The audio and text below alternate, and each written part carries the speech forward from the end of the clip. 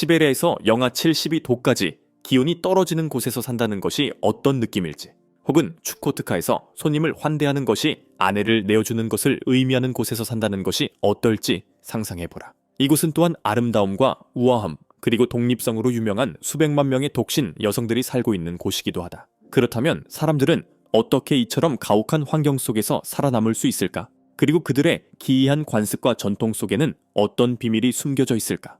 러시아는 여전히 지구상에서 가장 극단적인 나라로 남아있으며 이곳의 삶은 결코 평범하지 않다. 시베리아는 미국, 멕시코, 인도를 모두 합친 것보다 더 넓은 지역으로 지구상에서 가장 고립되고 가혹한 장소 중 하나이다. 이 지역은 1300만 제곱킬로미터가 넘는 면적에 걸쳐 펼쳐져 있다. 인구는 4천만 명이 차에 되지 않아 세계에서 가장 인구 밀도가 낮은 지역 중 하나로 꼽힌다. 이곳에서는 끝없이 펼쳐진 툰드라와 타이가가 혹독한 추위를 맞이하며 인간의 생존 한계를 시험하는 풍경을 만들어낸다.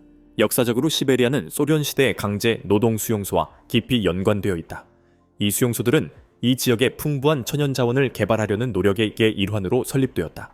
이러한 시도의 유산은 엄청난 고난뿐만 아니라 그 속에서 살아남은 사람들의 결단력과 강인함을 함께 보여준다. 시베리아에서 가장 유명한 장소 중 하나는 오이미아콘이다. 이곳은 지구상에서 사람이 거주하는 가장 추운 곳으로 알려져 있다.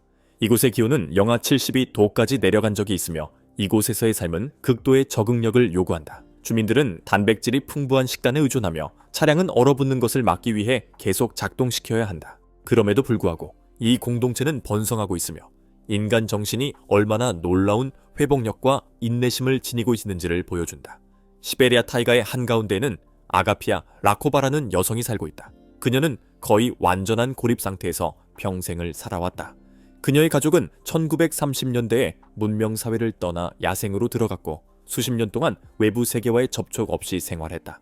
이제 거의 80세가 된 아가피아는 여전히 채소를 재배하고 낚시를 하며 가축을 돌보며 자급자족의 삶을 이어가고 있다. 그녀는 고립되고 험난한 환경 속에서 살아남는 궁극적인 독립성과 생존 정신을 상징한다. 이러한 인내와 적응의 이야기들은 시베리아 삶의 극단을 보여주지만 이것은 시작에 불과하다. 러시아의 광활하고 길들여지지 않은 땅에는 여전히 수많은 비밀과 전통이 숨겨져 있다. 이 매혹적이고 신비로운 나라에 대해 더 알아보기 위해 계속 함께 해달라.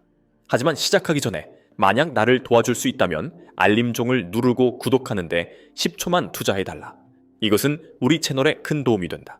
만약 그렇게 해준다면 나는 이 프로그램을 당신을 위해 더욱더 좋게 만들기 위해 최선을 다하겠다. 왜 러시아에는 세계에서 가장 많은 독신 여성 인구 중 하나가 존재할까? 그 답은 러시아의 광활한 지리, 역사적 사건들, 그리고 문화적 규범에 의해 형성된 독특한 인구 구조 속에 있다. 러시아는 세계에서 가장 큰 나라임에도 불구하고 인구의 대부분은 서부 지역에 집중되어 있으며 나머지 광대한 영토는 희박하게만 채워져 있다. 약 1억 4,600만 명의 인구를 가진 러시아는 흥미로운 성별 불균형을 겪고 있다. 여성은 남성보다 약 1,100만 명 더 많지만 이 숫자는 이야기의 일부에 불과하다. 러시아 여성들은 아름다움과 우아함, 그리고 강한 문화적 가치로 잘 알려져 있다. 러시아에서 아름다움은 단순한 외모가 아니라 자부심과 정체성의 표현이다. 여성들은 자신의 외모에 큰 중요성을 두며 쇼핑이나 간단한 심부름 같은 일상적인 상황에서도 우아하게 차려입는 경우가 많다. 이러한 세심함은 외적인 아름다움과 내적인 아름다움 모두가 기념되어야 한다는 문화적 신념을 반영한다. 그러나 이러한 문화적 규범에도 불구하고 성별 불균형으로 인해 많은 여성들이 러시아 밖에서 기회를 찾고 있으며 때로는 해외에서의 관계를 추구하기도 한다. 그래서 친애하는 친구들이여, 이 여성들이 당신의 인생의 동반자가 되기에는 너무도 매력적이라고 생각하는가? 아래에 예 또는 아니오로 댓글을 남기고 당신의 생각을 공유해달라. 러시아의 환대는 특히 가장 외딴 지역에서 전혀 다른 차원을 보여준다. 러시아 북동부 끝자락에 위치한 멀고 얼어붙은 지역인 추코트카에서는 손님을 맞이하는 개념이 완전히 새로운 의미를 갖는다. 이곳의 삶은 혹독한 추위와 고립에 의해 형성되었으며 그 결과 실용적이면서도 놀라운 전통들이 탄생했다. 추코츠인과 에스키모인을 포함한 토착 민족들은 기온이 자주 영하 50도 아래로 떨어지는 환경 속에서 살아가는 강인함으로 유명하다.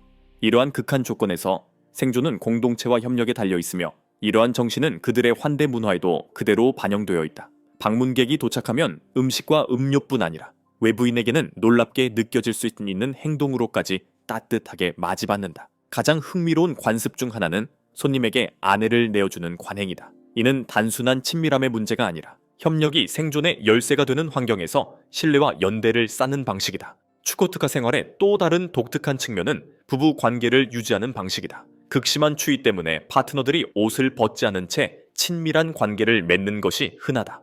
이는 지구상에서 가장 가혹한 기후 중 하나에서 살아가기 위해 필요한 실질적인 적응의 한 예로 잠깐이라도 얼어붙은 공기에 노출되는 것이 위험할 수 있기 때문이다. 이러한 관습들은 외부인에게는 낯설게 보일 수 있지만 이 땅의 환경이 만들어낸 결과물이다. 이곳은 삶의 모든 측면이 추위와 협력의 필요성에 의해 형성된 장소이다. 만약 환대의 표시로 아내를 제안받는다면 당신은 거절하겠는가? 이곳을 방문해 그들의 따뜻한 환대를 직접 경험해 본 적이 있는가? 댓글을 통해 당신의 생각을 공유해달라. 러시아의 외딴 구석들에는 또 어떤 비밀들이 숨어 있을까? 이 매혹적인 나라를 계속 여행하며 지구상 그 어떤 곳과도 다른 생활 방식과 관습을 함께 발견해보자. 지구에서 가장 인상적인 자연의 경이들이 어디에 있는지 궁금해 본 적이 있는가? 러시아에서는 손길이 닿지 않은 야생 속에 지구에서 가장 놀라운 자연 보물들이 숨겨져 있다. 시베리아 한가운데 위치한 바이칼 호수의 깊은 심연부터 캄차카 반도의 화산 지형까지 러시아는 숨이 멎을 듯한 풍경을 선사한다. 바이칼 호수는 진정한 자연의 경이이다. 이 호수는 지구에서 가장 오래되고 가장 깊은 담수호로 약 2500만 년 전에 형성되었으며 전 세계 담수의 거의 5분의 1을 담고 있다. 수심은 1600m를 넘으며 이는 세계에서 가장 높은 건물인 부르즈 할리파 2개를 포개어 넣을 수 있을 정도이다. 겨울이 되면 바이칼 호수는 얼음의 왕국으로 변하며 몇 미터 아래까지 들여다볼 수 있을 만큼 투명한 얼음층으로 덮인다. 이 호수에는 2000종이 넘는 동식물이 서식하고 있으며 그 중에는 다른 어디에서도 찾아볼 수 없는 바이칼 물범, 즉 네르파도 포함되어 있다. 신비롭고 아름다운 바이칼 호수는 진정한 자연의 보물이다. 러시아 동쪽 끝자락에는 캄차카 반도가 자리하고 있으며 극적인 대비가 공존하는 땅이다. 이 외딴 지역에는 29개가 넘는 활화산이 있으며 그중 일부는 1년 내내 눈으로 덮여 있다. 간헐천이 땅에서 분출하고 온천이 얼어붙은 바람이 지배하는 풍경 속에서 따뜻함을 제공하는 등 지열의 경이로 가득하다. 이 반도는 또한 곰과 여우, 대규모 연어 이동을 포함한 풍부한 야생동물의 안식처이기도 하다. 우랄 산맥은 단순한 자연의 경이가 아니다. 이 산맥은 유럽과 아시아의 경계를 표시하는 지리적 기준점이다. 이 고대의 봉우리들은 광물과 역사로 가득하며 러시아의 서부와 동부 영토를 잇는 상징이자 자연 장벽의 역할을 해왔다. 우랄 산맥은 하이킹과 등반을 즐기는 이들에게 이상적인 장소로 장대한 풍경과 인상적인 코스를 제공한다. 시베리아 타이가, 즉 북방림은 세계에서 가장 큰 숲이다. 1천만 제곱킬로미터가 넘는 면적을 덮고 있는 이 광대한 야생은 곰, 늑대, 엘크를 포함한 야생동물의 성소이다. 타이가의 풍경은 계절에 따라 극적으로 변한다. 여름에는 짙은 녹음으로, 겨울에는 눈으로 덮인 광활한 평원으로 바뀌며 1년 내내 변화하는 장관을 만들어낸다. 그 깊숙한 곳으로 들어가면 현대 문명에 의해 손대지 않은 세계를 엿볼 수 있다. 공학적 경이에서부터 세계의 깊은 흔적을 남긴 문화적 기여에 이르기까지 러시아의 혁신은 그 지속적인 독창성과 야망을 보여준다. 모스크바에서 기차를 타고 태평양 연안의 블라디보스토크까지 약 9,000km를 이동하며 8개의 시간대와 16개의 주요 강, 그리고 세계에서 가장 다양한 풍경들을 가로지르는 여행을 상상해보라. 이것이 바로 세계에서 가장 긴 연속 철도 노선인 시베리아 횡단 철도이다. 이 상징적인 여정은 약 7일이 걸리며 타이가와 초원, 그리고 바이칼 호수 연안을 따라 펼쳐지는 장관을 여행자들에게 선사한다. 시베리아 횡단 철도는 단순한 교통수단이 아니라 유럽과 아시아를 잇는 다리로 고립된 공동체들을 연결하며 러시아의 광대함을 보여준다. 대부분의 지하철 시스템이 실용성을 위해 설계된 반면 모스크바 지하철은 진정한 예술 작품이다. 1935년에 개통된 이 지하철은 인민을 위한 궁전으로 구상되었다. 대리석 기둥과 화려한 샹들리에, 눈부신 모자이크 장식은 각 역을 지하의 대성당처럼 만든다. 200개가 넘는 역과 300km 이상의 선로를 갖춘 이 시스템은 세계에서 가장 붐비는 지하철 중 하나로 매일 수백만 명의 승객을 실어 나른다.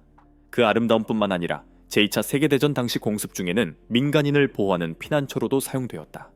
역사상 가장 많이 플레이된 비디오 게임 중 하나가 러시아에서 만들어졌다는 사실을 알고 있는가? 바로 테트리스이다. 1984년 러시아 엔지니어 알렉세이에 의해 개발된 이 게임은 단순한 퍼즐 게임으로 시작해 세계적인 현상이 되었다. 떨어지는 블록을 완벽하게 맞추는 단순하면서도 중독성 있는 게임성은 전 세계 사람들의 마음을 사로잡았고 대중문화부터 인지과학에 이르기까지 광범위한 영향을 미쳤다.